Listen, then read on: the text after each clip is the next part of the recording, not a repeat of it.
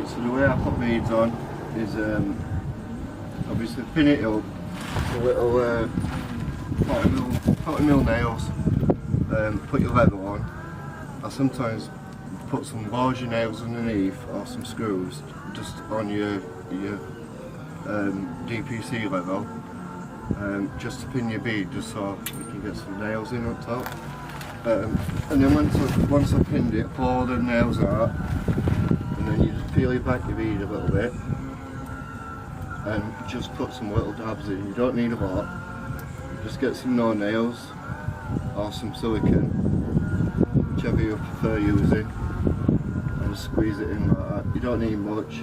Just wipe it off with your finger just to get all your excess off, and obviously rub it into the bead itself. And just go all the way down it. Keep your dots aglow, probably about a foot apart, if that. And just put a little bit in all the way down your bead. And just keep going on like that. And as you put it in, when you've put it in all the way down, just make sure you push your bead against the wall so it's all flat and, you know, not poking out. So when it sets, it's solid. Another thing as well, when you're doing this, try not to get any glue on this edge, because this edge is the part that's going to be seen. You can't actually see that on camera, but it's the edge on the front. Obviously it's silicone will go over the top of that, but you just want to keep it tidy, you don't have to keep scraping it down and stuff. And if it pops out, put a little bit more glue around it, the area where it's popping, and just make sure it's flat.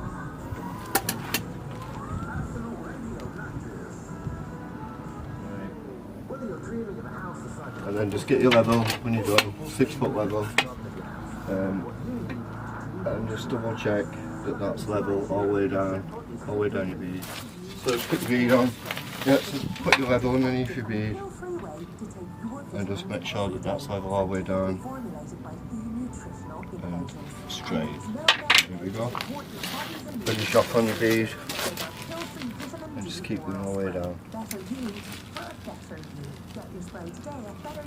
And these are bell cast beads as well.